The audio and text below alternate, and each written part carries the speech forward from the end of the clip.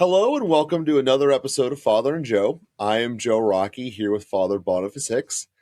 And Father, today I wanted to discuss something that, well, it can be hard to describe if you're not in the world of sales, but there is this notion, this practice, I guess is the better way of saying it, is when you so firmly believe and know that you have a great solution and you try to tell it to someone and you present it to someone and you know it's the absolute best thing for them, but it's like deer in the headlights and it's just not having a connection. Well, like they look at you like, why would I ever want this when you know it would absolutely help them in immense ways? And this is common for a lot of salespeople in a lot of different industries. So I wanted to bring this up because this is, I believe, a challenge, at least from a foundational level, that a lot of people have when it's about talking about the faith. Because we live the faith, we know there's benefits from the faith, we know that there's really good things that we get out of being in the faith. But when we go to talk about it, it either isn't the positive experience we expected, and because it wasn't what we thought it was going to be in terms of telling a stranger about the faith, it hurts your confidence. Normally people got to build up a lot of confidence even to talk about Jesus in the public square as it is. So if they don't get the reaction they want, they're much more likely to shut down and not try it again. So what I wanted to do was basically talk about how to broach the topic of talking about the faith to others, not even necessarily strangers, but people who might be within your family or friend circle that have distanced themselves from the faith, and how to approach that conversation in a way where you won't lose confidence, regardless of what the outcome might be of that individual conversation. So that's what I was thinking of for today's episode.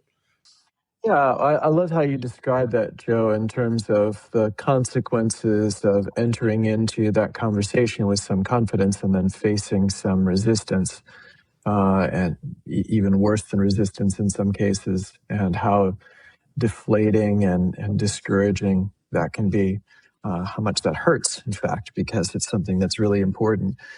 In terms of the sales analogy, I think to make that analogy slightly more accurate, the challenge that we face in many cases is telling people, who already owned this version of lawnmower and it was not good for them, that now if they buy this version of lawnmower, it's going to be good for them. So you're overcoming a negative impression, not just making a positive impression in an area not previously thought of. And so that's where it gets difficult, especially, if you're getting that kind of resistance to your proposal about, or your faith sharing, your witnessing about Jesus, then you're facing somebody's negative experience or impression. And that's going to be, an even more challenging thing to overcome. And so that's where entering into the conversation with a little bit of gentleness, and well, then I should say, that's not going to be every conversation. And my impression is that that's happening less and less. I think the massive influx of Catholics that we saw this last Easter, every diocese in the Western world having a significant, 25, 30% increase or more in the number of converts entering the church, is an indication that people are not as defended. They're not as inoculated against the faith, we could say. They haven't had a bad version of it that makes them resistant to the true version of it. And so I think maybe even if you've had bad experiences in the past of trying to share your faith and meeting resistance and even being put down and rejected or something, it might be worth revisiting whether, you can bring up those conversations again. Certainly a younger crowd just doesn't have a lot of exposure to anybody who seriously believes in Christianity. I can say for myself, I wasn't highly defended when I was young. I just didn't really ever have any positive impressions. I didn't have anybody who was willing to tell me that religion, that Christianity actually meant something to them and was worth their time, was a positive benefit in their lives. And that would have made a real impression from me, especially from somebody that I already had some relationship with, that I had some trust in and appreciation for. And so, anyway, just to say, first of all, I would encourage people to try again. You might find a different kind of response than you did if you had bad experiences of sharing your faith in the past.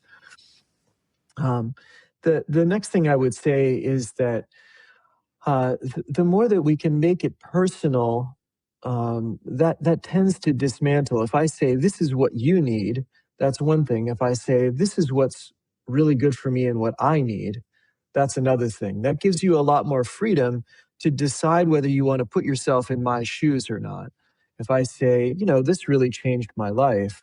I just was at Best Buy, and the sales clerk saw me in my religious habit and said, I'm interested to know what this is about. And I said, well, I'm a Benedictine monk and a Catholic priest. And he said, wow, that's a pretty big deal. I really admire people that make that kind of commitment. And he said, what made you, what led to that in your life? And I said, well, I met Jesus, and coming to know Jesus, I really wanted to give my life to him.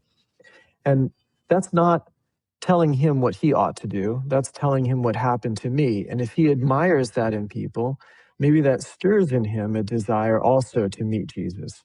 Now, I asked him, do you go to church, or what church do you go to? And he said, well, I'm actually not doing anything now. I'm Muslim originally, but I don't really like it when people call themselves something and they don't really do anything about it, And so there's like some integrity, there's some values there. Now, I was not quite ready to engage in a full conversation at Best Buy.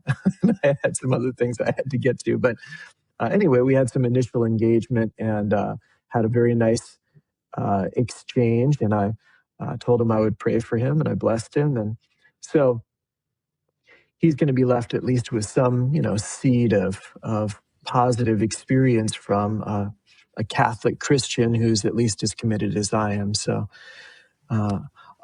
but again, how well, so one thing is to witness what's good for me before I say what's good for somebody else. That's one way to approach it. And then to invite them to consider that.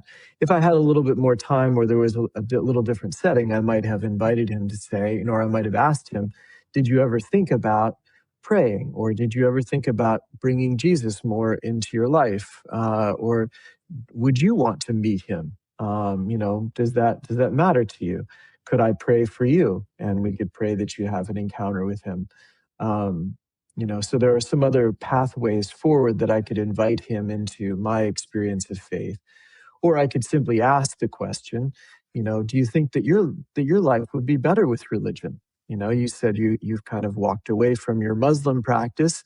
Is your life missing something because you don't have worship in some way? One of the prerequisites of what you had to have gone through to be able to have that conversation at Best Buy is an openness and vulnerability within yourself of how to communicate what the relationship with God is to you. And it's going to be, I believe it is a prerequisite for any person who's going to have that conversation to be able to show the personal connection. So what I think would make a lot of sense is walking the audience through what the process is of figuring out, hey, what is the relationship I actually have with God? And then if I was going to tell someone about this, how would I do it? Yeah. Well, I think your initial prompt, which was when you really believe in a product, you can really sell it. So the first thing would be for somebody to really believe in the product. Yeah. And why, and to be able to answer the question, why are you a follower of Christ? Why are you a disciple of Christ? Why are you willing to do anything that he says? Why are you willing to worship him on Sundays? Why are you willing to live the moral laws? Why are you willing to pray? What difference does it make in your life? And so That's kind of the basic question. What difference has Christ made in your life?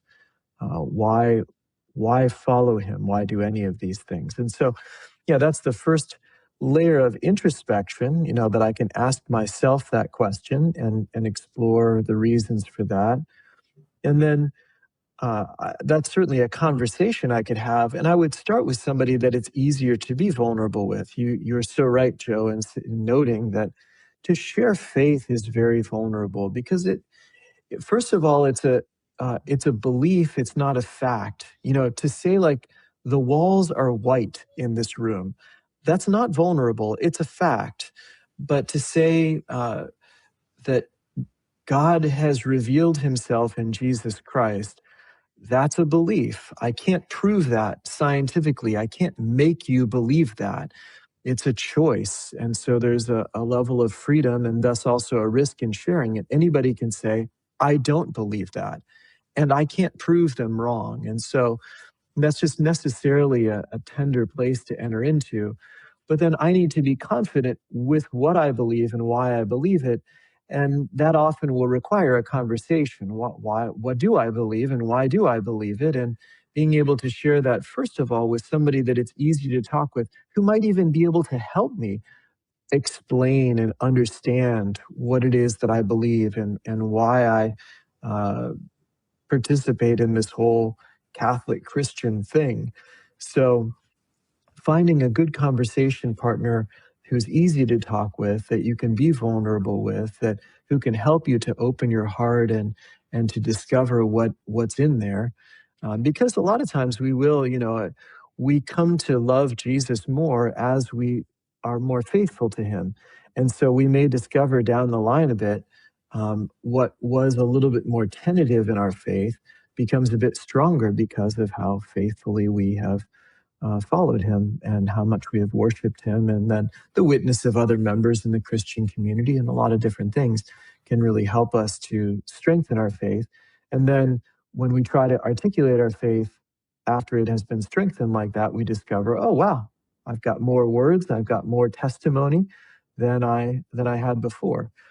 But the basic structure is, I was, Jesus did, now I am. And just to break down, how was I before Jesus, or before I was as committed, or before I believed as deeply as I do now? How was I then? What did Jesus do in my life? What difference did it make? What's the impact that was there? And what am I like now? What is life like now that I believe more deeply, am more committed, and practicing more faithfully, etc.? And so that's the basic structure to be able to testify to somebody about Jesus in our lives. Now, just a little bit broader context, we're going to do that more effectively if we try to do that in terms that another person understands as well. So insofar as I can understand what's important to you, and we often have this dialogue back and forth that I try to put things in like business terms or sales terms or house terms or something like that, because I imagine those terms are going to be meaningful to you. Or I might put it in family terms or marriage terms for you. I might shape my testimony with an eye on how it's going to apply to you. And that's sort of the next level of being able to give a personal testimony is to shape it according to my audience, what's going to be most helpful for my audience. And then that requires that I actually know what's helpful for my audience. And so that means that optimally, I would be able to listen before I do speaking, or at least a little bit interactively. I could discover what my audience's experience or categories, what's important to the person I'm talking to, before I start telling them what's important to me. That would be an even more gracious expression that might be even more fruitful. So anyway, a couple of different pointers for sharing our faith. So I love that. It's what you were like beforehand, what Jesus did to you, and then what your outcome has become. And then your additional note is then framing it in a way in which it will land with your audience. But one of the things that can be a dangerous tool, as someone who has been on stage and been on countless amounts of sales calls, which is you can't take any prejudice or judgment into that framing element. And it still has to stay about you. And that's just something that, as a skill set to share with you in the audience, is something that's true. Is, you can't be having, I know you have this problem and that makes you a bad person type, tone or mentality that comes off stage, or else you lose more than you ever could have. And that's an example going back before of how to break a lawnmower and try to sell a broken lawnmower. It's just not going to work. You do have to have the very clear, this is how it impacted me, and this is a situation that you may or may not have experienced, but we're going to say there's probably a really good chance you have. Having been in a family, you obviously have spoken to enough other people who are parents to know, some things that you might not have had this exact same situation of, your 1-year-old waking up continuously, but every parent's been tired a lot more than they thought that they were ever going to be. And it's one of those things that, it's really easy to say, yeah, we can have another kid. It's going to be great. We won't be tired like we were the first time. And then being in it, like, wow, this is a lot worse than I remember. So, you might not be talking to someone directly and be like, oh, that's what you're going through right now. But having spoken to enough parents, it's part of life, right? And the same thing is going to be true with your experience here. I think that there's a lot of times that when we look at what our life was before the change, we look at how personalized and specific it is. But a lot of times when we look at the problems that we're going through, they're very relatable, and someone else probably has them, maybe not specifically down to, the millimeter of what it looked like, but in the broad strokes, they get it. So to back out and do an analogy, Bob Ross always made pictures about the nature. Every single one of them has their own little specific elements. But I can tell you, think about a Bob Ross picture right now, and you are thinking about a tree. At some capacity, there's a tree in that picture. And this is a way to have your elements go there while the other person is painting their situation in their own mind. And that's ultimately how the solution can envelop, which in this case is opening myself up to have a conversation with Jesus and see if some of the benefits you got out of there I might experience too. So to me, it would make sense to have the homework of do that formula that Father just described. Think about what your life was like before Jesus. And this doesn't need to be the day like before you met Jesus, but just in an encounter, and how living the faith improved your life from what it was to where it is now. And again, it doesn't need to be from back in the day before your origin story of how you encountered Christ, as Father gave his. It can just be as simple as a change that happened last Tuesday or whatever the case might be. And I think that would be kind of a great homework assignment to take you forward for this week as we progress into to the next week here. So we thank you all for listening, and we will be with you again next week.